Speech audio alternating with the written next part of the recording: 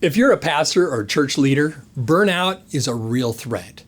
At most churches, almost all the work is done by just a few people who work in the trenches and grind out ministry week after week. Some of this is really fulfilling and even fun sometimes, but some of it is just hard work. If you're one of those ministry workers just grinding it out right now, I'd like to tell you why sometimes it's important to do something you enjoy.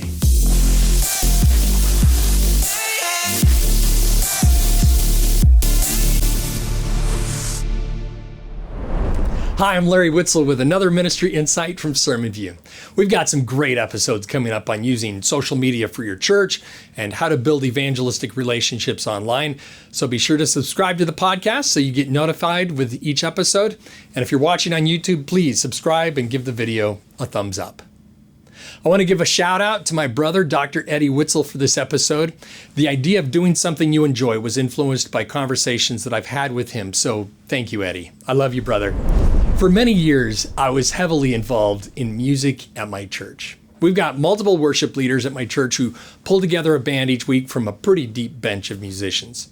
I play keyboard, bass, drums sometimes, and for many years, I was in the band almost every week, on stage 40, 42, 45 weeks out of the year.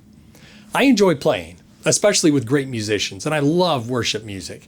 So even though it's a lot of work to practice during the week and get up early to set up, it's personally fulfilling and sometimes even fun. Well, at one point several years ago, a couple of our sound techs moved away and we needed more sound people. Now, early in my career, I worked for a while as an audio engineer, so it's something that I can do, but it's hard work and for me, not particularly fulfilling. The church needed someone though, so I agreed to do it. Well, one thing led to another, and next thing I know, I'm running sound like 3 out of 4 weekends every month. I had to get up even earlier each week to set up and stay later to tear down, and it really wasn't particularly fulfilling. It wasn't fun. It really was a grind.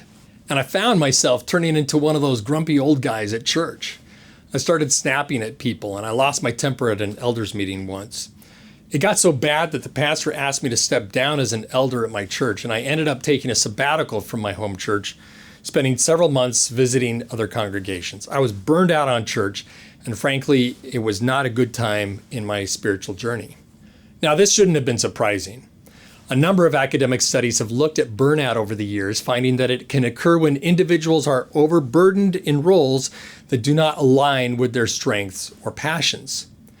Maslick and Leiter did extensive research on burnout, finding that it's not solely an individual issue, but it's also significantly influenced by organizational factors. Burnout can be driven by several things. Working too much, of course, but also working in environments where you're taken for granted, working someplace where you lack autonomy over your own work, and working in places when you're trying to do a lot of things outside of your areas of giftedness. A study by Dr. Ram Kannan looked specifically at church volunteers. He found that a mismatch between a volunteer's role and their strengths lead many to step down from their assignments. And of course, there's scriptural support for this idea too. The Apostle Peter wrote, "God has given each of you a gift from his great variety of spiritual gifts. Use them well to serve one another." And the Apostle Paul wrote, "In his grace, God has given us different gifts for doing certain things well." In the last episode, I said that it's important to sometimes do things that you're not good at. And sometimes there's a need that God asks you to fill that you're not very good at, where you're stretching beyond your areas of giftedness. But trust me, if that's all that you do, it's simply not sustainable. You're going to burn out. Let's be clear. You can't always do things that you love. There are times when you have to grind it out, doing hard things. But the problem is, if you're a proactive person who jumps in to help wherever you're needed, people around you soon expect it of you. And if you're not careful, you'll end up doing all the things that no one else wants to do simply because you're willing. But if you don't enjoy those things, that's going to be a problem.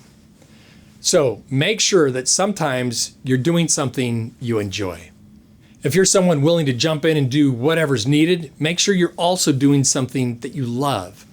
Working outside your strengths will lead to burnout. So it's crucial to find the right balance for you to have a sustainable pace of ministry. If you're a pastor or church leader, thank you. for the hard work that you do every week. You're my heroes, people working to create an environment for others to connect deeply with Jesus. And if you're grinding it out right now and finding it hard to carry on, find something to do that you love.